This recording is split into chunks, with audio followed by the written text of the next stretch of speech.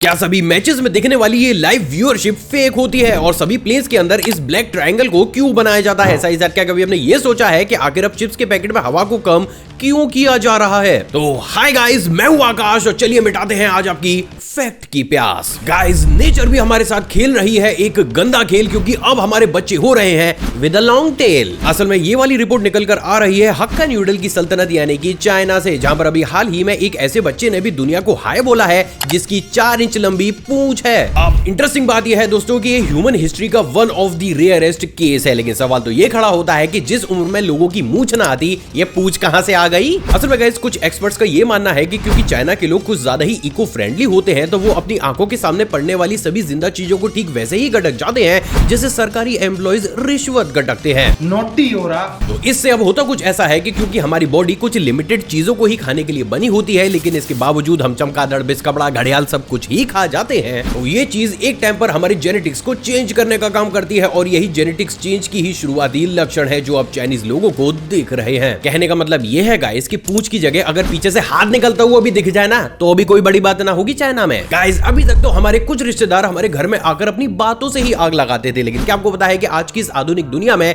ये काम करने का तरीका भी थोड़ा कैजुअल हो चुका है। असल में गाइस, मैं बात कर रहा हूँ राजस्थान के चूरू जिले के भैंसली गांव की, जहां पर पिछले कुछ दिनों से रहस्यमय तरीके से एक घर में आग ही लगे चले जा रही है। एक तो भैया इस गांव का नाम ही इतना गजरीला है, मैं दोबारा ना बोल सकता। अबे तू थोड़ा सा बहन। अब गाइस, अजीब बात यह है कि पिछले 1 महीने में इस घर से 3 मेंबर्स भी इस दुनिया से टाटा बाय बाय कर चुके हैं, जिसके चलते हुए ना सिर्फ गांव वाले बल्कि स्थानीय पुलिस भी इस घर से इतनी परेशान हो चुकी है जितना तो हम यूट्यूब पर नॉन स्किपेबल एड को देखकर नहीं होते। और ये वो सबसे बड़ा कारण है जिसके चलते हुए अब इस घर को ब्लैक मैजिक से भी जोड़कर देखा जा रहा है।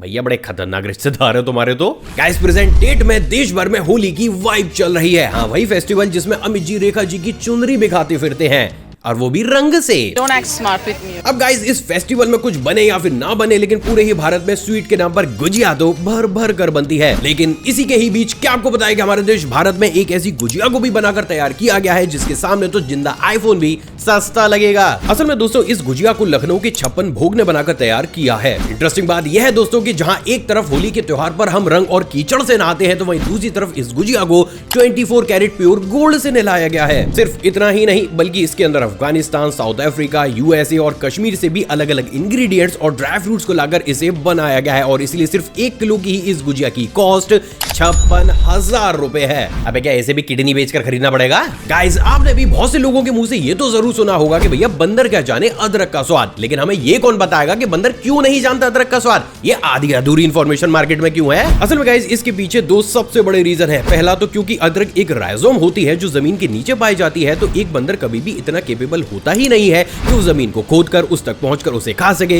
या फिर चाय में डालकर उसको पी सके, जिसके चलते हुए ये कहा जाता है कि बंदर को क्या ही पता होगा अदरक का स्वाद। लेकिन वहीं दोस्तों, बात अगर दूसरे और साइंटिफिक रीजन की जाए तो वो है बंदर के टेस्ट बर्ड्स। असल में बहुत सी रिसर्च की बात पूरी तरीके से साफ कर चुकी है कि क्योंकि मंकीज के टेस्ट बर्ड्स हम इंसानों के कंपैरिजन में काफी ज्यादा कम डेवलप होते हैं, तो एक्चुअली में एक बंदर की टंग को अदरक का कोई टेस्ट आता ही नहीं है। कहने का मतलब ये है कि अगर एक अदरक को उठाकर हम खाते हैं और उसके अजीब से टेस्ट के चलते हुए हम बावला होकर इधर से उधर नाचते हैं, तो वही अदरक अगर एक बंदर खाएगा तो उसको वो टेस्ट लेस लगेगी, और इसलिए भी बंदर बेचारे चाहकर भी अदरक का स्वाद चख ही नहीं सकते। तो चखना भी क्यों है? हमारे भाई लोग तो मस्त अपने केले और फ्रूटी में खुश हैं। कहते हैं खुशियां बांटने से बढ़ती है, लेकिन बांटे कैसे जब हम पर खुद ही खुशी ना है?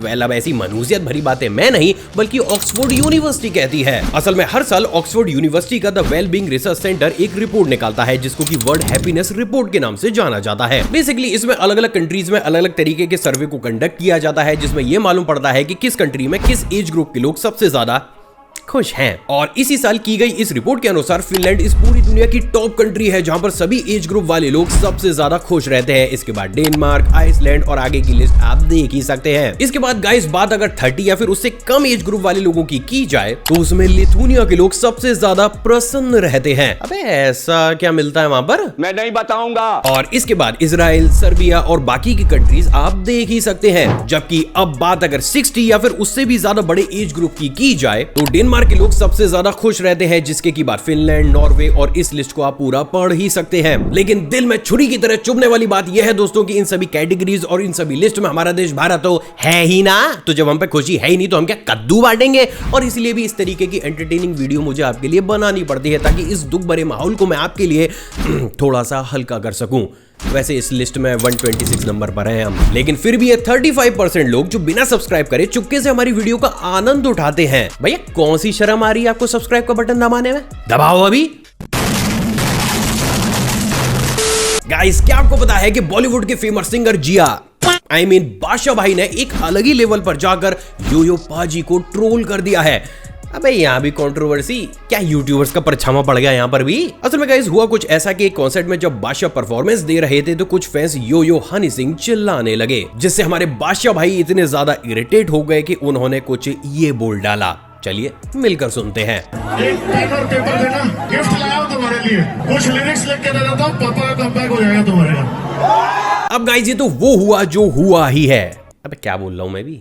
लेकिन गाइस फिर भी एक मिनट को रुककर हमें यह सोचना चाहिए कि भैया हम किस डायरेक्शन में आगे जा रहे हैं। यूट्यूब वहां पर कंट्रोवर्सी होती है, न्यूज चैनल चला लो तो भैया उनका तो अलग ही लेवल पर चल रहा है। इसके साथ ही कॉन्सर्ट में भी ऐसी चीजें हो रही हैं, आपस में भी यार पता नहीं ऑनेस्टली हम किस डायरेक्शन में अपने देश को आगे लेकर जा रहे हैं। तो एक मिनट के लिए रुककर हमें सोचना तो जरूर चाहिए। गाइस चाइनीज लोगों के दिल में होता है बहुत बड़ा खोट, इसलिए वहां की ट्रेन में इंसानों से कहीं ज्यादा तो हमें देखने को मिलती है मोटी मोटी गोट। असल में गाइस बहुत ही कम लोगों को यह मालूम होगा, लेकिन चाइना में कुछ स्पेसिफिक ऐसी ट्रेन को भी चलाया जाता है जिनका की मेन काम चाइना के ग्रामीण या फिर रिमोट इलाकों से बकरी या फिर अलग अलग जानवरों को मेन सिटीज में लाने का होता है। अब ये मत सोचिएगा कि उन्हें इन बेचारे बेजुबानों को घुमाना होता है, क्योंकि हकीकत में तो उन्हें इन्हें गर्म करके खाना होता है।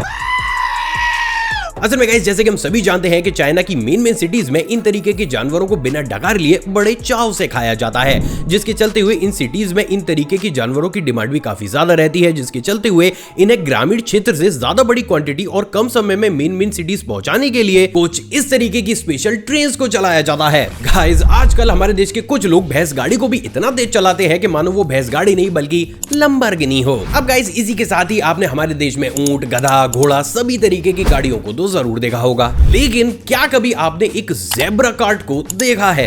असल में गाइस बहुत ही कम लोगों को यह मालूम होगा, लेकिन इनिशियल स्टेज पर घोड़े और ऊंट के साथ साथ ज़ेब्रा को भी भेजकर उनसे भी गाड़ियों को खिंचवाया जाता था, क्योंकि एक ज़ेब्रा की बॉडी स्ट्रेंथ भी काफी ज्यादा होती है और ये ट्रेंड सिर्फ विदेशों में ही नहीं बल्कि हमारे देश भारत में भी फॉलो किया जाता था। लेकिन क्योंकि एक समय के बाद लोगों को यह मालूम पड़ा कि एक ज़ेब्रा की टेंडेंसी काफी ज्यादा गुस्सैल जानवर वाली होती है और जब उसको इस तरीके से बांधा जाता है तो वो गुस्से में बौखलाकर गाड़ी को ठीक वैसे ही पलटा देता है जैसे आजकल यूपी।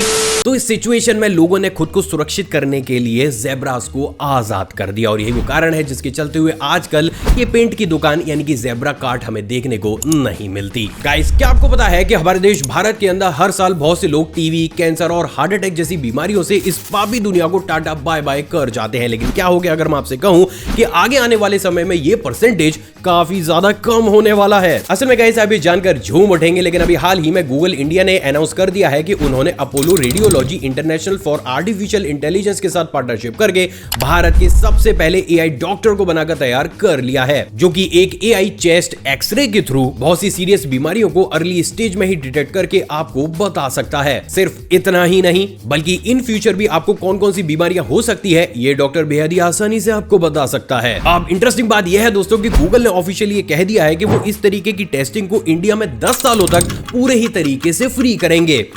हाँ सही भी है, हमारा हेल्थ डेटा जो घपचाना है ये तो धोती खोल रहा है। अब गाइस उम्मीद ये लगाई जा रही है कि अगर ये पूरा ही एक्सपेरिमेंट सफल रहता है तो सिर्फ इसी चीज की वजह से ही हर साल अलग अलग बीमारियों से होने वाले टाटा बाय बाय को काफी ज्यादा कम किया जा सकता है। सच में दमदार। गाइस जैसे कि हम सभी जानते हैं कि सबसे पहली बार साल 1940 में यूएसए के अंदर इंडक्शन स्टोव की टेक्नोलॉजी को इंट्रोड्यूस किया गया था। लेकिन क्या आपको पता है कि इस टेक्नोलॉजी पर काम तो साल 1940 से ही चल रहा था, लेकिन बस प्रॉब्लम इतनी सी थी कि शुरुआती दौर में अगर इन स्टोव्स के ऊपर किसी भी बर्तन को रखा जाता था तो ये उन बर्तनों को इतनी तेज हवा में उड़ाते थे जितनी तेज हवा में बाल तो हमारे किल्विश भाई के नहीं उड़ते। अरे किल्विश भाई भी तो कहीं अपने बालों को सेट करने के लिए वो आइसक्रीम फालूदा ना लगाते। तुम नरक में जाओगे। असल में गाइस बहुत ही कम लोगों को ये मालूम होगा, लेकिन इनिशियल स्टेज पर इन तरीके के स्टोव्स बहुत बड़ी क्वांटिटी में इलेक्ट्रोमैग्नेटिक वेव्स को प्रोड्यूस करते थे, जिसके चलते हुए बर्तनों के आसपास एडी करंट फ्लो होने लगता था। अब जैसे कि हम सभी जानते हैं कि अगर कहीं पर भी बहुत बड़ी क्वांटिटी में एडी करंट फ्लो होता है तो वो बेहद ही आसानी से किसी भी चीज को हवा में हवर या फिर लेविटेट कर सकता है। और यही वो सबसे बड़ा कारण था जिसके चलते हुए शुरुआती दौर में जब इन तरीके के स्टोव्स को बनाया गया था तो ये कुछ इस तरीके से इनके ऊपर रखने वाले बर्तनों को ही हवा में उड़ा दिया करते थे। और ये तो हम सभी को पता है कि हवा में उड़ते हुए भाईजान अच्छे लगते हैं, पकवान नहीं। और इसलिए इस टेक्नोलॉजी को और ज्यादा डेवलप होने में 30 और साल लग गए। गाइस आजकल इंडिया में प्लेन ट्रेवलिंग के साधन से कहीं ज्यादा बड़ा साधन तो एंटरटेनमेंट का बनता हुआ चला जा रहा है, क्योंकि कभी तो इन प्लेन के अंदर हस्बैंड और वाइफ की लड़ाई हो जाती है, तो कभी ये प्लेन एक आदमी को घंटों घंटों वॉशरूम में बंद करके रखते हैं, कभी पैसेंजर चलते हुए प्लेन से टॉयलेट कर देते हैं, और कभी कभी तो पैसेंजर कुछ और नहीं बल्कि पायलट्स को ही थपड़िया देते हैं। इन शॉर्ट आजकल प्लेन के अंदर हमें इतना ज्यादा एंटरटेनमेंट मिल जाता है जितना तो 2.5 लाख की साड़ी पहनकर अनुपमा टीवी पर नहीं दे पाती। अबे राइटर अनुपमा वैसे भी रोने के अलावा कुछ ना दे पाती। लेकिन गाइस इन्हीं सब के बीच इस एंटरटेनमेंट से हटकर अगर आपकी आंखें प्लेन के दूसरे पार्ट्स पर गई हो तो आपने भी इस चीज को नोटिस तो जरूर किया होगा कि प्लेन के कुछ स्पेसिफिक विंडोज के ऊपर हमें कुछ इस तरीके का एक ब्लैक ट्रायंगल देखने को मिलता है। और भाइयों ये कोई नजर उतारने वाला नजरोटा नहीं, बल्कि अगर ये प्लेन के अंदर नहीं होगा तो हम पैसेंजर्स ही ना दिखेंगे। असल में गाइस नॉर्मली एक प्लेन काफी ज्यादा ऊंचाई पर उड़ता है, जिसके चलते हुए फ्लाइंग आवर्स में भी क्रू मेंबर को टाइम टू टाइम प्लेन के विंग्स और इक्विपमेंट्स पर नजर रखनी होती है। सिर्फ इतना ही नहीं बल्कि बहुत से ऐसे रीजन भी होते हैं जिसके ऊपर से फ्लाई करने पर प्लेन के विंग्स के ऊपर बर्फ जम जाती है, जिसकी सटीक इंफॉर्मेशन पायलट्स तक पहुंचाना काफी ज्यादा जरूरी होता है। और इसलिए प्लेन के विंग्स और उनके इक्विपमेंट्स का सही सटीक व्यू जिस विंडो से दिखता है सिर्फ उसी विंडो के ऊपर इस ब्लैक कलर के ट्रायंगल को लगाया जाता है, ताकि क्रू मेंबर कंफ्यूजन में आकर किसी और विंडो से विंग या एपरेटस को चेक ना करें, क्योंकि अगर उन्होंने ऐसा कर दिया और बाई चांस उन्हें प्लेन या फिर एपरेटस के आसपास बर्फ दिखाई नहीं दी तो भैया कुछ समय के बाद प्लेन के अंदर बैठे हुए पैसेंजर्स वो भी दिखाई ना देंगे। और इसलिए हर एक प्लेन की कुछ स्पेसिफिक विंडोज के ऊपर ही इन तरीके के मार्क ट्रायंगल को लगाया जाता है। मार्क इसलिए बोला क्योंकि कभी कभी ट्रायंगल की जगह सर्कल भी बना देते हैं। It's their choice. आखिर चिप्स के पैकेट में हवा को कम क्यों किया जा रहा है? असल में गाइस आपने भी इस चीज को नोटिस तो जरूर किया होगा कि साल 2017, 2018 या 2019 में जब भी इन तरीके की चिप्स को मार्केट में उतारा जाता था तो उनके पैकेट में भर भर के नाइट्रोजन गैस को भरा जाता था। लेकिन वही बात अगर प्रेजेंट डेट की जाए तो आज की डेट में हर 6 से 7 महीने के बाद जब भी कंपनी अपने पैकेजिंग को चेंज करती है तो वो उस पैकेट के अंदर नाइट्रोजन गैस के लेवल को भी कम कर देती है। तो फिर आखिर ऐसे में अब ये सवाल तो जरूर खड़ा होता है कि फिर आखिर अभी बड़ी बड़ी कंपनीज पैकेट से नाइट्रोजन को गायब कर ही क्यों रही हैं? असल में गाइस शुरुआती दौर में जब लोग इन तरीके के प्रोडक्ट से ज्यादा अवेयर नहीं हुआ करते थे तो उस कंडीशन में अपनी छोटी सी पैकेजिंग को काफी ज्यादा फूली और ज्यादा चिप्स से भरी हुई दिखाने के लिए ये कंपनी जोर जबरदस्ती उनके अंदर नाइट्रोजन गैस को भर दिया करती थी। लेकिन क्योंकि प्रेजेंट डेट में ऑलमोस्ट सभी कंट्रीज के लोग अब इन तरीके के प्रोडक्ट से अवेयर हो चुके हैं और उन्हें मालूम है कि बाहर से पैकेट चाहे कितना ही मोटा और भूला हुआ क्यों ना हो, अंदर से वो फुस से ही निकलेगा। तो अब इस कंडीशन में अपने प्राइस को कम करने के लिए, अपनी कॉस्टिंग को थोड़ा सा कम करने के लिए अब ये कंपनीज उन पैकेट्स के अंदर नाइट्रोजन गैस को थोड़ा सा कम भरती हैं। तो वहीं दोस्तों अब बात अगर दूसरे कारण की जाए तो वो है कुछ कंट्रीज के रूल्स एंड रेगुलेशंस। असल में गाइस पिछले काफी लंबे समय से बहुत सी कंट्रीज इन तरीके की कंपनीज पर फाइन सिर्फ इसलिए लगा रही है क्योंकि ये कंपनी ज्यादा बड़ी क्वांटिटी में पैकेट के अंदर नाइट्रोजन गैस भरती है और आफ्टर सर्टेन टाइम पीरियड वो नाइट्रोजन गैस चिप्स या फिर प्रोडक्ट के साथ रिएक्ट करना शुरू कर जाती है और एज अ रिजल्ट जब हम उस रखे हुए प्रोडक्ट को कंज्यूम करते हैं तो कहीं ना कहीं ये चीज हमारी बॉडी के लिए सही नहीं होती, क्योंकि उस केस में वो प्रोडक्ट हमारे पेट को खराब करने के साथ साथ उसमें इन्फेक्शन को भी ट्रिगर कर सकते हैं, जिसके चलते हुए बहुत सी कंट्रीज में तो इन्हें नाइट्रोजन का लेवल भी बहुत ज्यादा कम ही रखना पड़ता है। अब गाइस वही बात अगर इंडिया की जाए तो इंडिया में भी टाइम टू टाइम नई गाइडलाइंस को लाकर इन पैकेजेस से नाइट्रोजन गैस की क्वांटिटी को कम करवाया जाता है और ये वो सबसे बड़े 2 कारण है जिसके चलते हुए अपने पैसों को भी बचाने के लिए और फ्यूचर में चलकर ये कंपनीज किसी भी प्रॉब्लम में ना फंसे इसलिए भी ये अपने जितने भी प्रोडक्ट्स होते हैं जिसमें इस तरीके की नाइट्रोजन गैस भरी जाती है उसमें उसकी क्वांटिटी को काफी ज्यादा कम करती हुई चली जा रही है। सो फाइनली अब आप ये भी जानते हैं कि आखिर क्यों हर 6 महीने, साल भर या फिर थोड़े ही टाइम के बाद इन तरीके के पैकेट्स में हवा कम क्यों की जा रही है। क्या आईपीएल या बाकी के मैचेस की लाइव व्यूअरशिप फर्जी होती है? गाइस आप भी जब भी किसी भी क्रिकेट मैच या किसी भी इवेंट को किसी भी ऐप के ऊपर देखते होंगे तो आपको भी साइड में ये लाइव काउंटर व्यूअरशिप का तो जरूर दिखता होगा, जिसको देखने के बाद आपको भी मालूम पड़ता होगा कि उस समय उस मैच या फिर इवेंट को कितने लाखों या फिर करोड़ों लोग देख रहे हैं। लेकिन सवाल तो ये खड़ा होता है कि क्या एक्चुअली में ये लाइव व्यूअरशिप वाला काउंट सच होता है या फिर पूरे तरीके से फेक?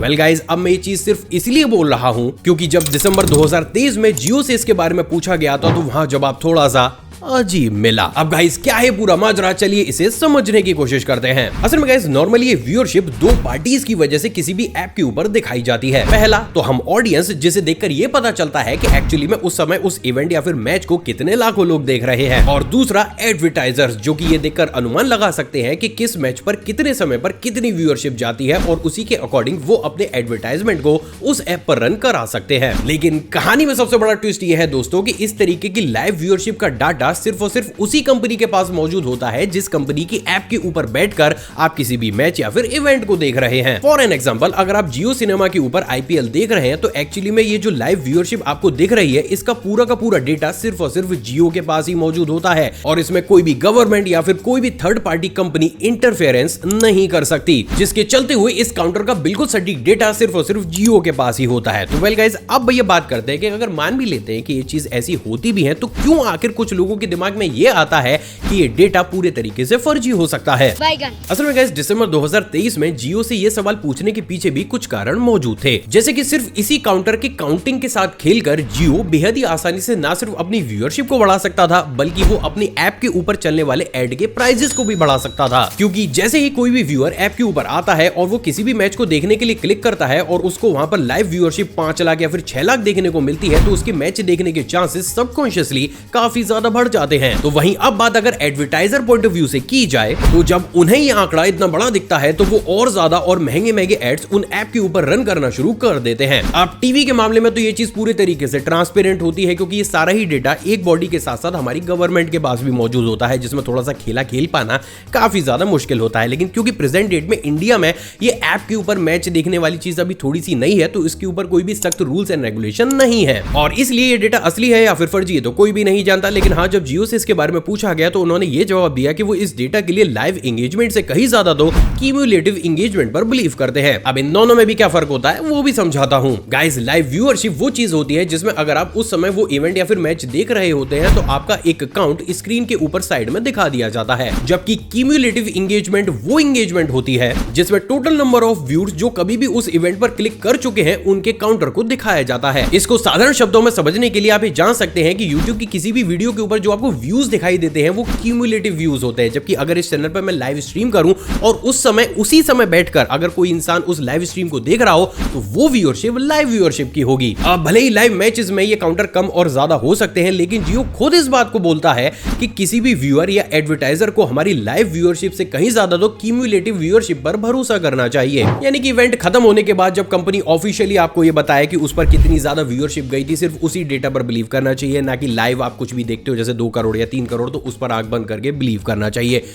सीधा सा मतलब है गाइस कि जब जियो से पूछा गया तो उन्होंने इस सवाल को ही बुरी तरीके से घुमा दिया और इसको समझाने में मेरे तोते उड़ रहे हैं कि समझाऊं कैसे आपको। मैं आपको सीरियसली लेता नहीं। तो टेक्निकल बेसिस पर यह कहना कि ये डेटा रियल टाइम में बिल्कुल ही सटीक होता है, ये बात पूरे ही तरीके से गलत होगी, क्योंकि इसकी बिल्कुल सटीक इंफॉर्मेशन सिर्फ उसी कंपनी के पास होगी और वो बेहद ही आसानी से अपनी एंगेजमेंट को बढ़ाने के लिए इस डेटा के साथ थोड़ा बहुत खेल खेल सकती है। तो नेक्स्ट टाइम अगर आपका कोई भी फ्रेंड आपसे ये बोले कि मैच देखते समय व्यूअरशिप इतनी ज्यादा गई थी, तो उसको ये बात जरूर समझाइएगा कि आप जिस ऐप के ऊपर देख रहे हैं खुद उसकी कंपनी भी उस व्यूअरशिप पे ज्यादा भरोसा नहीं करती। आई होप दोस्तों आज का एपिसोड आपको पसंद आया होगा और आपने ऑलरेडी इस वीडियो को लाइक कर दिया होगा। मुझसे इंटरेक्शन को बढ़ाना चाहते हैं नीचे कमेंट सेक्शन में कमेंट कीजिएगा, या फिर आप चाहें तो मुझे इंस्टाग्राम पर भी फॉलो कर सकते हैं। एक और फ्रेश कमाल एपिसोड में आप सभी से दोबारा मुलाकात होगी दोस्तों। जय हिंद। और हाँ, जाने से पहले आप इन वीडियोस को भी चेकआउट जरूर कीजिएगा।